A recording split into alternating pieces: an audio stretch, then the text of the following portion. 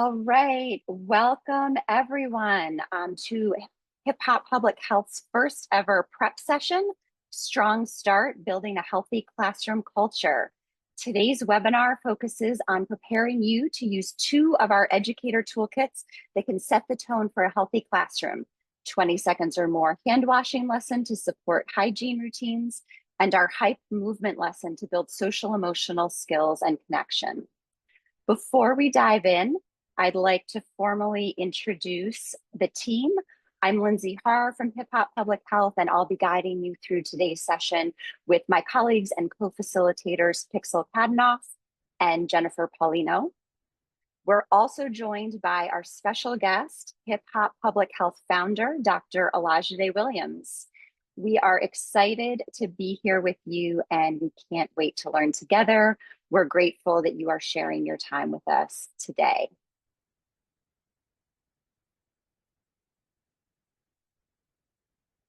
Right. So you will hear more about Hip Hop Public Health from Dr. Williams shortly, but I'd like to start by introducing the organization. We're a nonprofit educational organization that was founded by legendary hip hop artist Doug E. Fresh, also known as the pioneer of human beatboxing, and by neurologist Dr. Olajide Williams, who is also fondly known as the Hip Hop Doc. Together, close to 20 years ago, they started creating fun, catchy hip hop songs, grounded in science and designed to share important health messages with young people and their families. Today, we work with many artists, and we have more than 250 free, evidence-informed, multimedia health resources that inspire people of all ages to care for themselves and those around them. Prep Sessions are our new monthly webinar series for educators. Each month, we will spotlight one or sometimes a few of our toolkits and resources, walking you through practical tips and strategies that you can use right away in your classroom. We've designed these sessions to be short and focused, just 45 minutes, so you can get inspired, learn something new, and feel confident and ready to use those materials in your classroom and with your students right away. So our agenda today is as follows. We're going to start with the hook. We're going to start with Dr. Williams, who's going to share with us why today's session and topics are so important. Then we're going to move on to the verses. Pixel and Jennifer are going to guide us through two of our toolkits.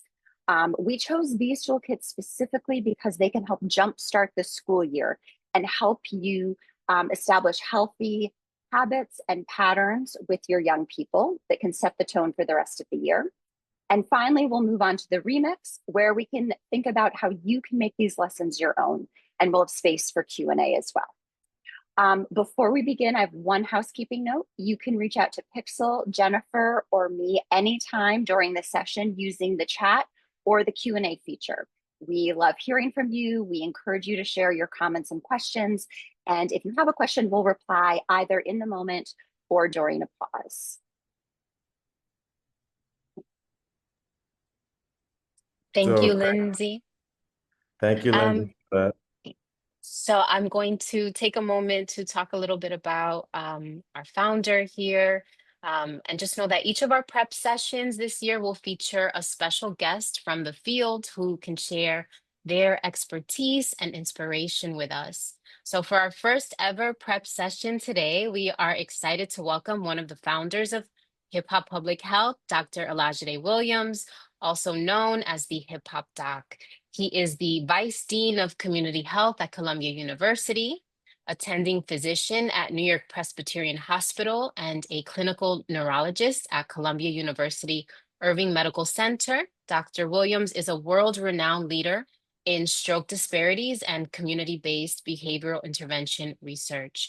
Today, he'll share with us his why for doing this important work and the essential role that each of you play in his vision for greater health equity. So let's welcome Dr. Williams. Thank you for that introduction, Jennifer. And it's such an honor and privilege to be with all of you here today.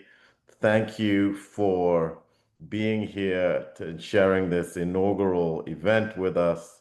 And we hope that you will find it valuable and useful as you go about your daily lives. So why hip hop public health? Why did I think we needed an organization like Hip Hop Public Health? Well, I can tell you that Hip Hop Public Health didn't really begin, um, in a boardroom or in a out of a focus group or in a committee. It began at the bedside of my patients in Harlem.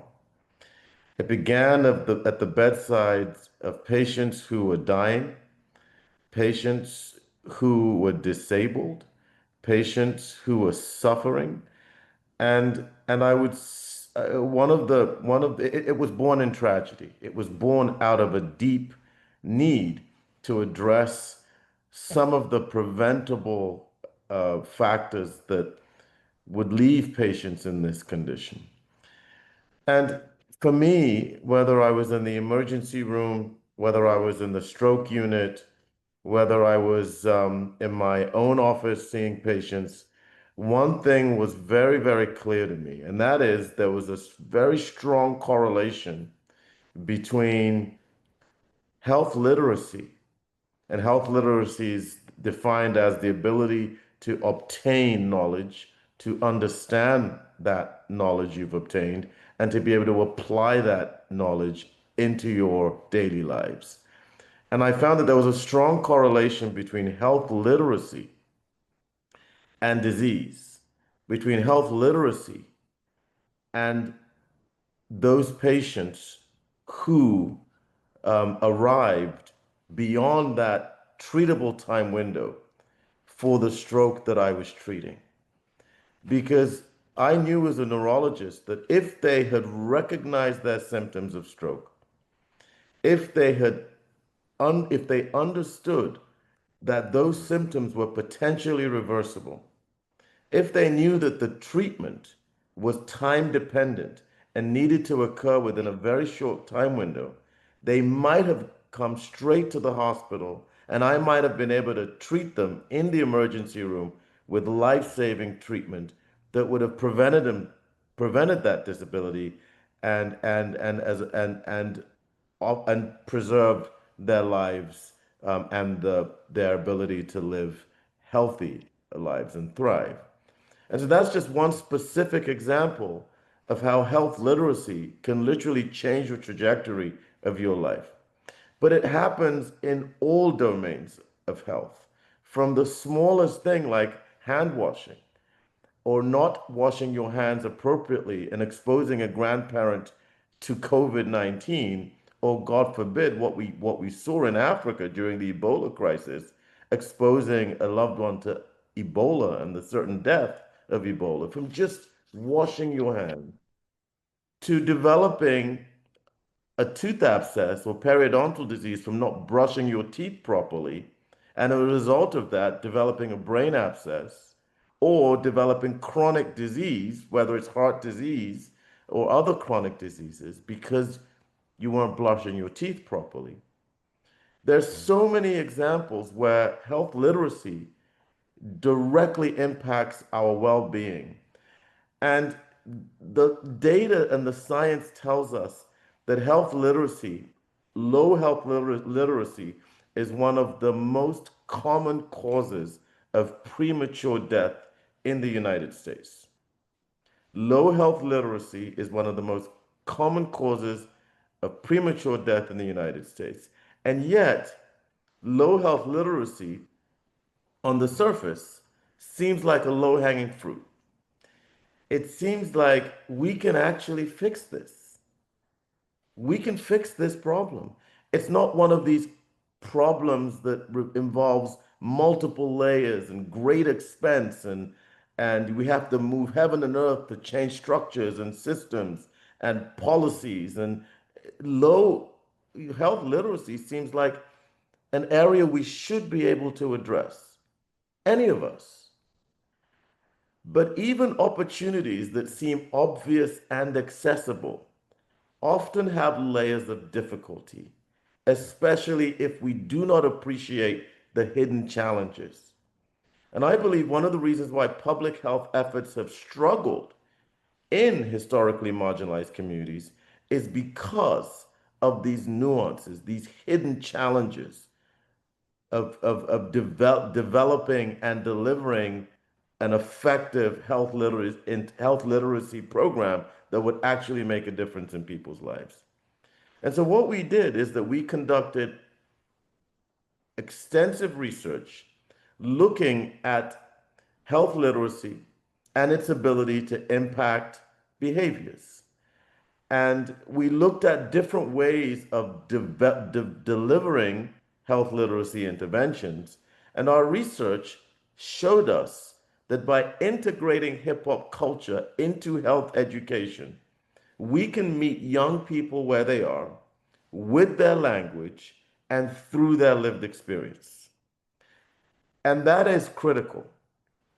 The research aspect, the evidence showing the effectiveness and the impact of our hip hop public health approach is critical for any program that we're bringing to young children in vulnerable communities.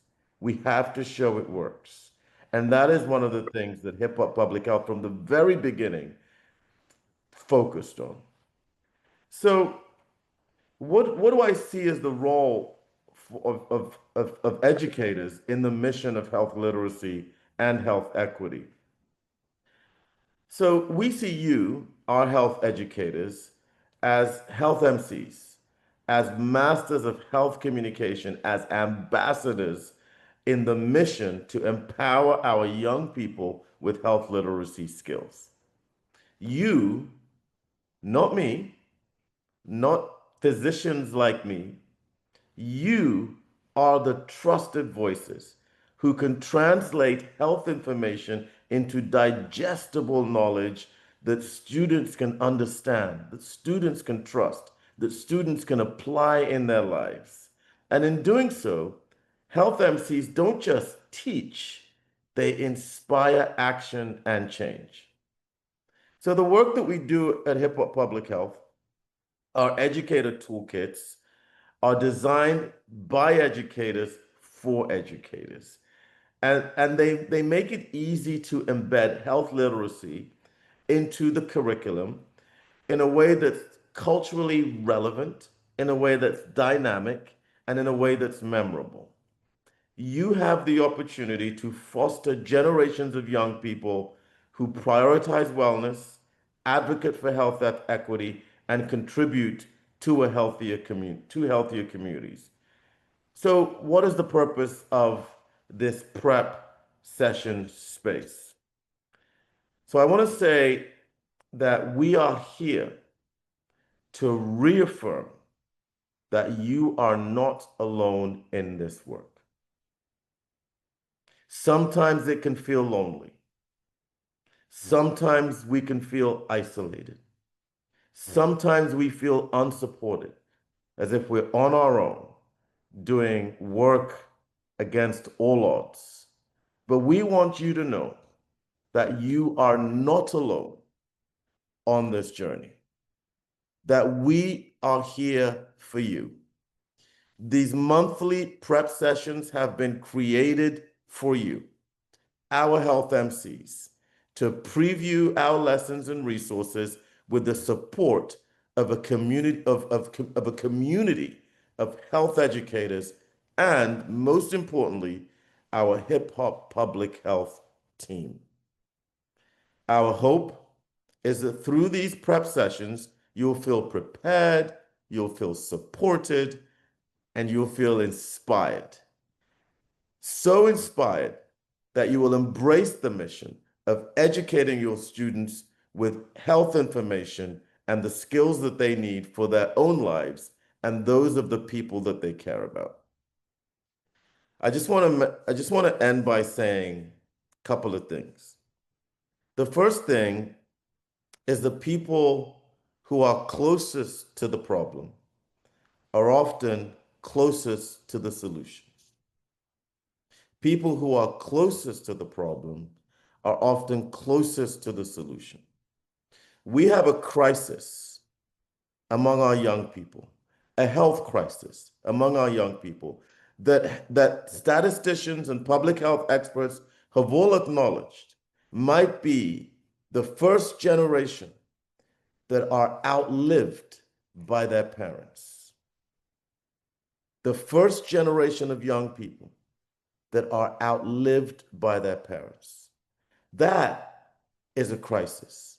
And that is a problem that you are close to. And those like you who are closest to the problem are also closest to the solution.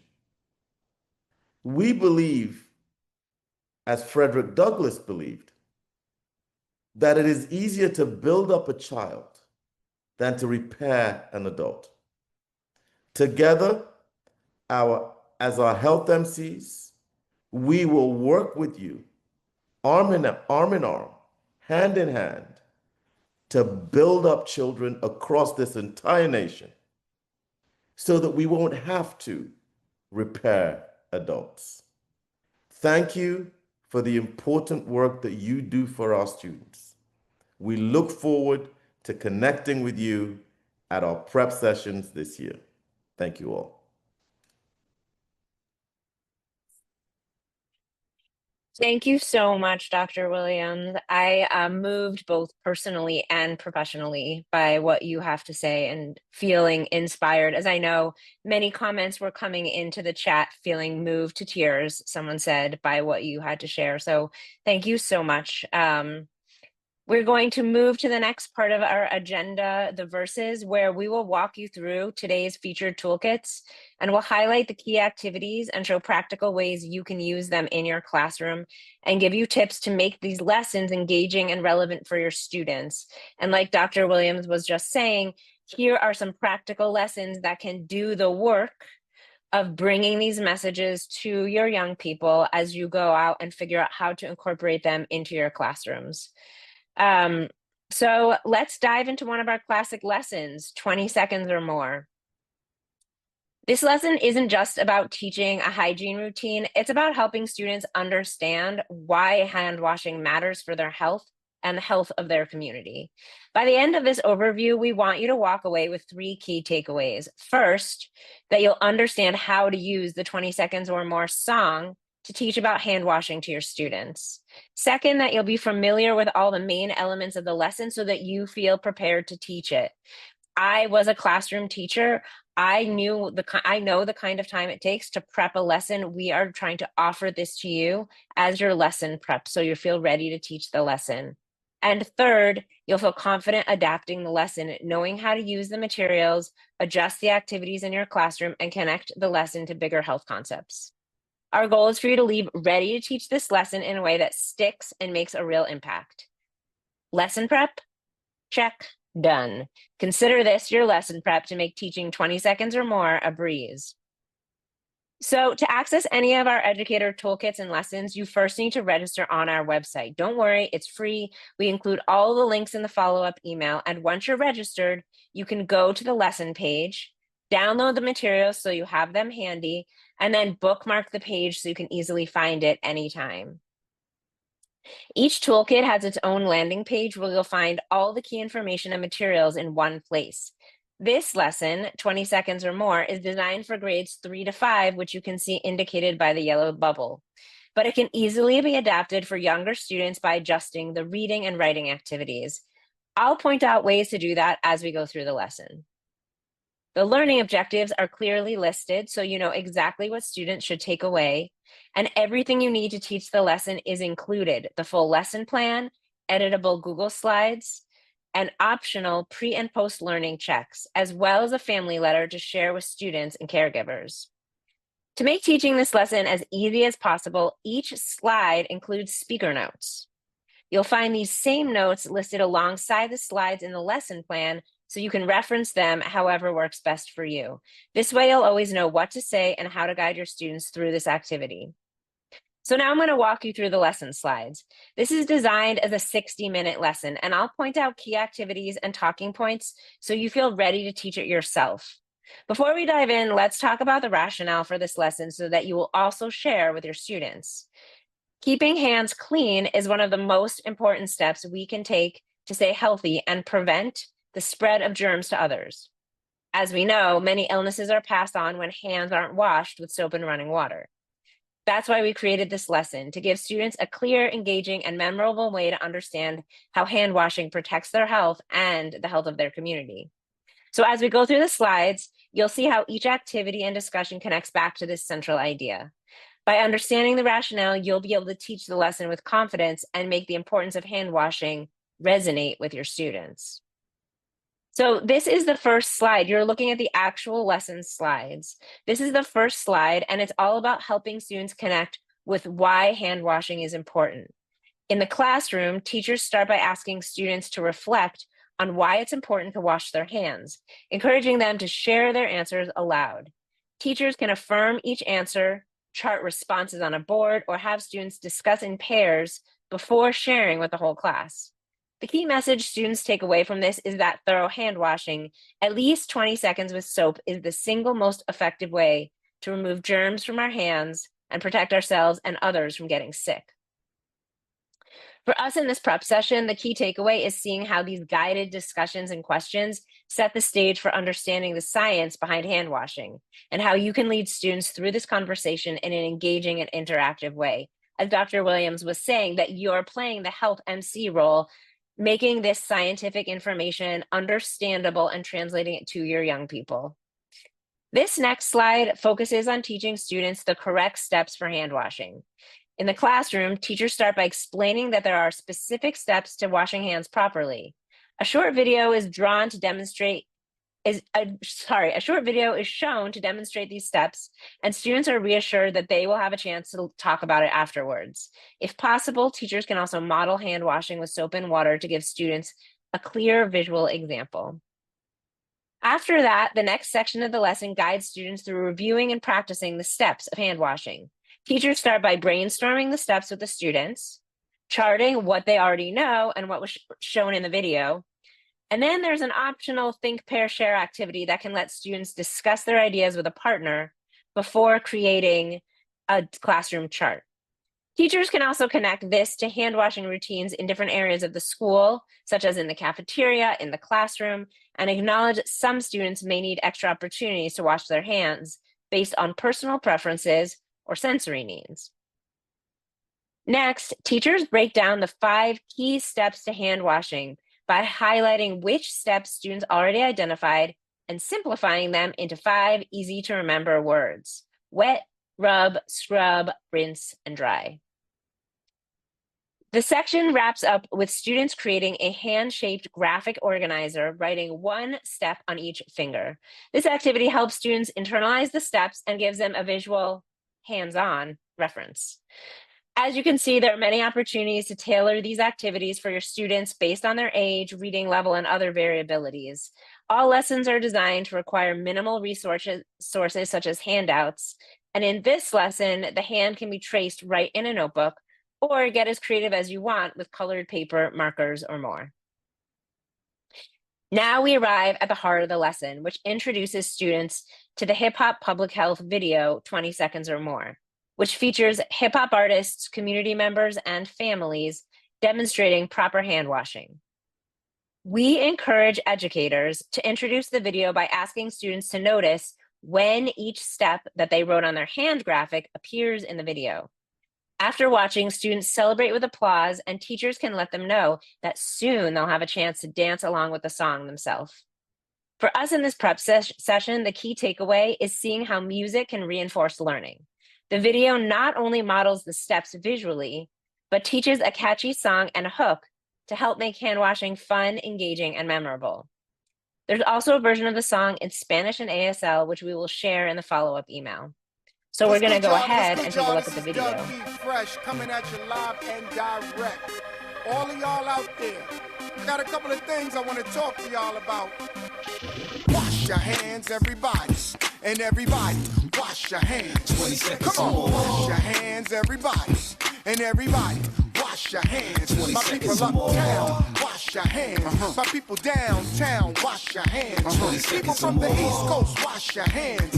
People from the West Coast, wash your hands. That's right. First and foremost, Please listen close. Take your time, wash. Use a lot of soap from the front to the back, back to the front. Sing the hook where you at. That's exactly what we want. If you decide to leave, please take heed. Talk a social distance, at least 6 feet. On a bus or the train, riding in your car. The further you're away, then the better off you are. 20 seconds or more. You gotta be able to wash your hands like you never ever washed them before. 20 seconds or more. Don't try to wait, you'll make the greatest mistake. You need to wash them when you enter the door. 20 seconds or more. Take your time, sing a song, spit a rhyme. When you finish, you can put on some gloves. 20 seconds or more. It's very important to wash your hands. You're protecting everybody you love.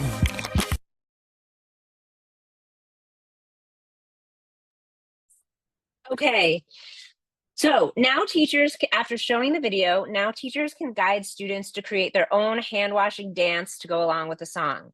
So teachers will start by asking students if they know what a hook or chorus in a hip hop song is, and explain that it's the part of the song that repeats the main message.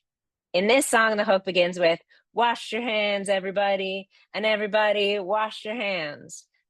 Teachers can engage students by asking them to guess how long the hook lasts. How long do you think it lasts? 20 seconds is the answer.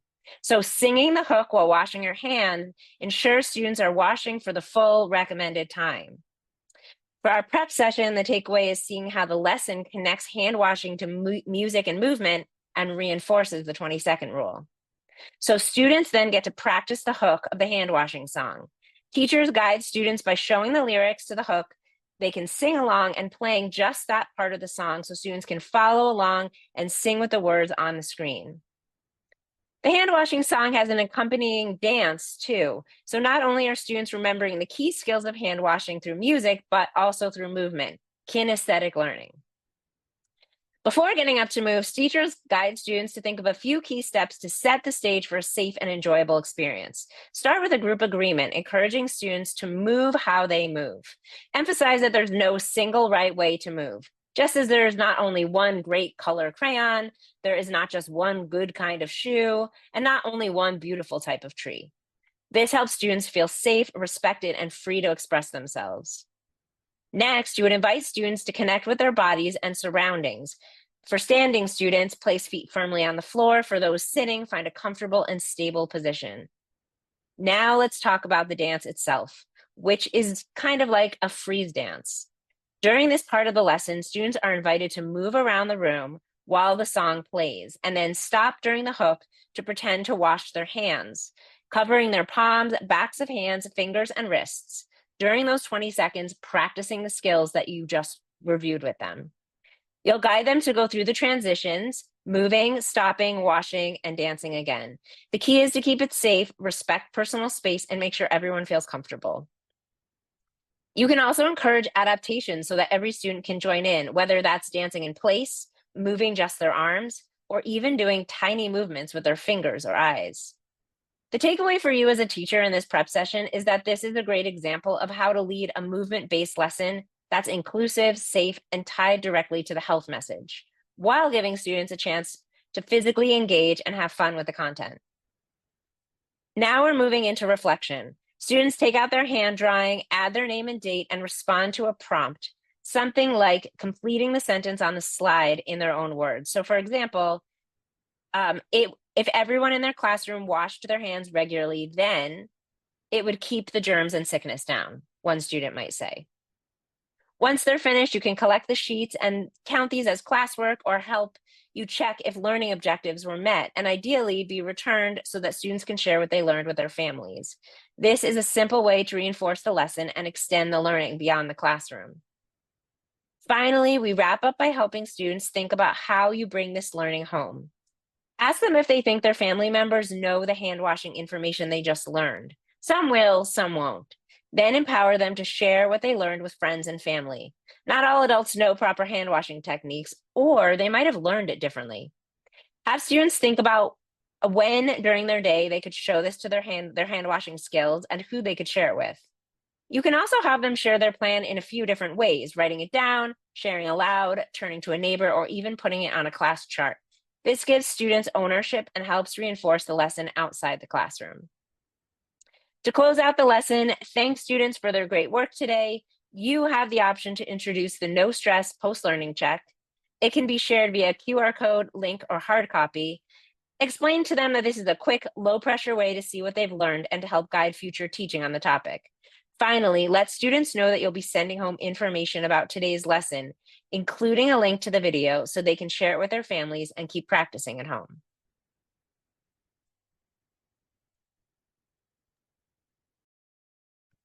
Awesome. Thank you, Pixel. And now we're moving on into the second toolkit of the day. It's Open Up, Level Up. And just like with our first lesson, the goal here is to give you a prep session so you feel ready to teach this content with confidence. We'll walk through the key slides, discuss the main objectives, and highlight ways to make the lesson engaging and relevant for your students. By the end of the walkthrough, you'll have a sense of how to use the materials, adapt activities to your classroom, and connect the lesson to bigger social and emotional learning goals. Super important, of course, to establish, especially at the start of the school year. Like the 20 seconds or more lesson, Open Up, Level Up is designed for grades 3 to 5, and it's adaptable. And you can find all the teaching materials that you need on the website. Now let's take a quick look at what it's about. So the 55-minute lesson is designed to help students build self-awareness, confidence, and social emotional skills through movement and reflection. It uses our Height Break song and the Open Up, Level Up dance as a way to explore communication skills. This is what makes hip hop public health lessons so special and unique. It's using music and movement-based lessons to teach important health skills.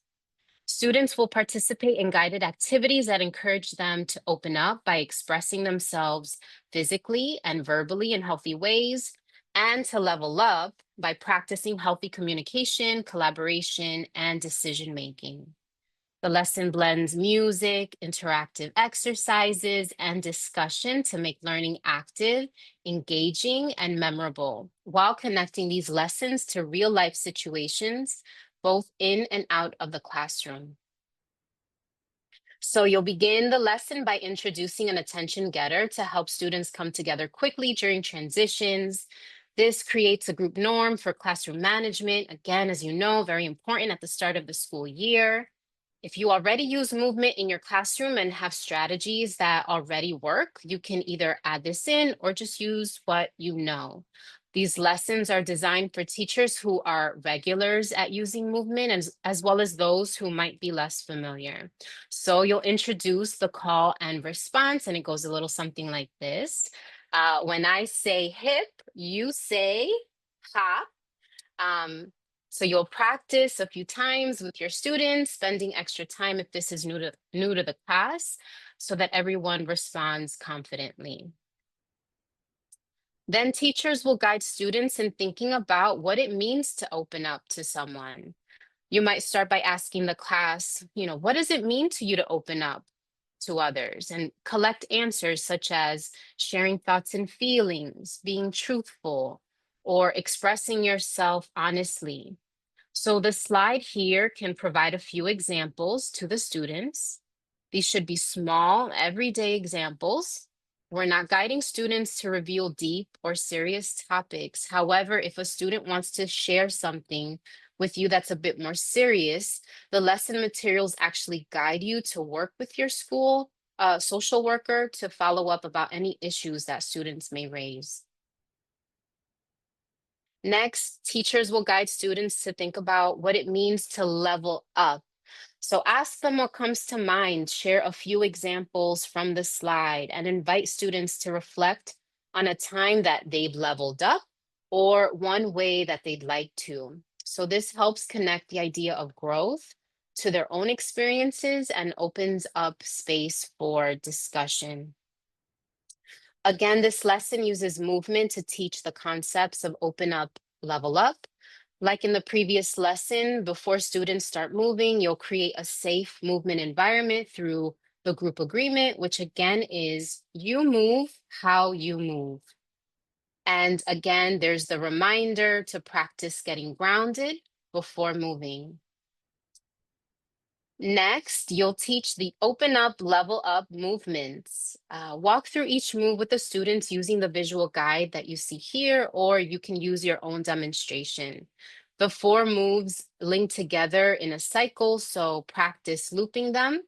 And you can even add a reflection segment inviting students to imagine something that they want to open up about as they open up their arms, and something that they want to level up on as they lift their arms. Again, use your attention getter.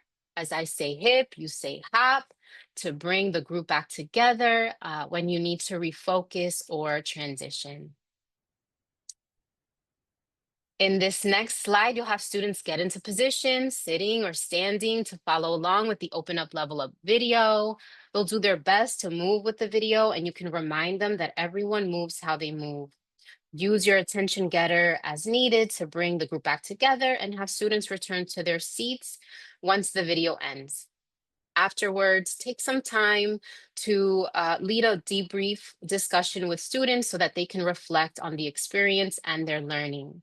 So let's take a quick look at the video together. And while watching, I invite you to join in from your home location and consider what adaptations you might make when teaching this to your students.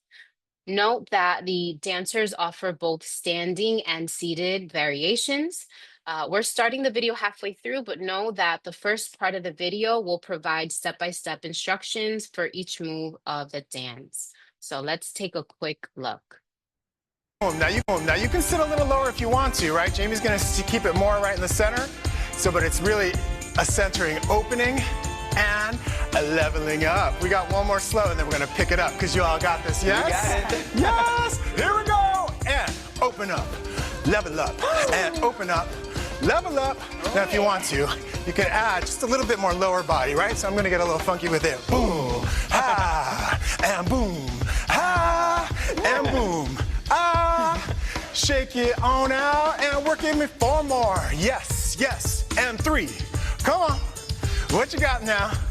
Last one, 1, and yes! You leveled up. You did it. Perfect. It's hard not to dance along, right? Please know that this lesson also has an optional activity based on your group size, your class length, and more. You can decide to create small groups where students create their own movements as the lesson goes on. And finally, this lesson ends with the students considering who are safe people to open up to and practicing phrases that they might use in doing so. This part of the lesson is designed to have student volunteers read the names as they pop up on the slide. Something to keep in mind is that some young people have limited trusted peers and adults in their lives. We wouldn't want to further isolate students who are in this situation. So when we recommend just being mindful about any modifications to this slide. For example, we wouldn't want to ask students to raise their hands for each person on the list who they talk with as the name is mentioned. And if a student expresses needing or wanting someone to talk to, you can offer yourself or other school staff as a first place to go. Okay, and great work. This concludes our walkthrough of the Open Up, Level Up lesson. And to close out the lesson, you also have the option to offer a no stress post-learning check, and you can let students know that you'll send information home to their families about the lesson and about the video. Thank you for walking through this lesson with me. And now we will move into the remix. All right. Thank you, everyone, for joining us as we review these two toolkits. We hope you feel prepared or prepped to teach these lessons. Now on to the remix, where you have space to consider how you can bring these lessons to your students. What questions do you have about teaching the lessons? Please drop them either in the regular chat or the Q&A feature. Also, if you have taught any of our hip hop public health lessons before and have any successes you want to share with the group that might be relevant to others, please let us know in the chat and we can share it with the group. So let's see if we've got any questions coming in. And Jennifer and Lindsay can also help call them out. We have one question. Is there something about these lessons that I can show to my administration as part of proposing I teach them? So the answer is yes. We recommend sharing the lesson plan for each lesson as it has the aligned health ed and PE standards, objectives, lesson description, and more. So great question. And a lot of teachers have told us that's really helpful. Yeah. Pixel, I'm seeing a question here about whether these lessons can be used with older students. Oh, great. Sure. And also, Lindsay and Jen, feel free to answer any of these questions or add to what I'm saying. But I can start by saying, yeah, sure. I think as some of you can see, there's many ways to adapt the lessons with older students. For example, you could ask for a more thorough or additional writing portion, or you could ask more complex questions about the topic. For example, older students might be able to explain in more detail the science behind or the importance of hand washing, or the historical value of hand washing to public health improvements. As one example. Yeah, great question. Checking the questions again here. Oh, you got it, Pixel? No, go I see ahead. a question coming in from one of our participants.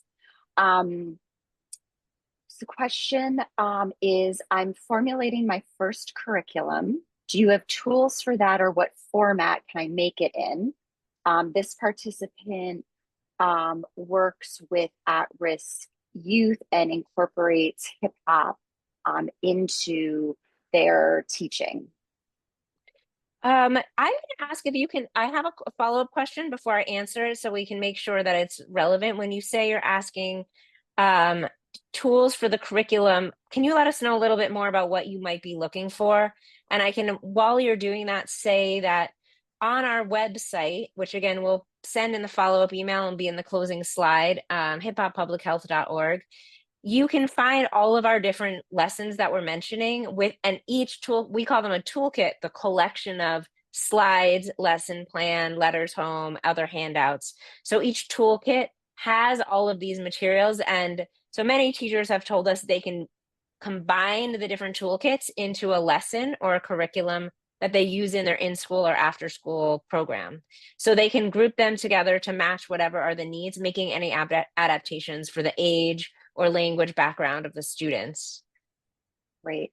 And I would also add to that, that within each of the lesson plans is laid out various national standards alignment. So it's easy to identify what health education standards, physical education standards, and social emotional learning standards are covered in each of the lessons. I'm going to move us on to, we have a couple more questions, but we have time for just one more. So I'm going to highlight this one about finding time to do these lessons. The question is, how can I find time in my schedule to incorporate these lessons? Well, great. We actually are often asked this question. So we have, we included some slides that can demonstrate that for these two lessons. So all of our lessons are adaptable and include the option to break them down into shorter mini lessons. And this is listed in the lesson plan. You can see a break it down into mini lessons section that offers a recommendation for how to split the lesson into multiple days. So you can see here how to split this lesson into 4 different days.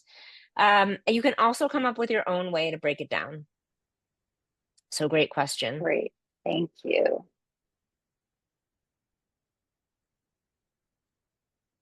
All right, thank you for those questions.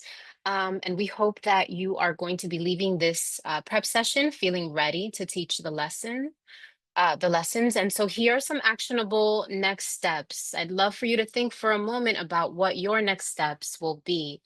Again, we recommend teaching these lessons at the start of the school year, again, to have a strong start in building healthy classroom habits. And these are also great lessons that you can include when you're coming back from school breaks, as they can reestablish healthy norms. And so probably the most important question of the day is, what is your remix? What will you do to bring these lessons into your classroom in the next month?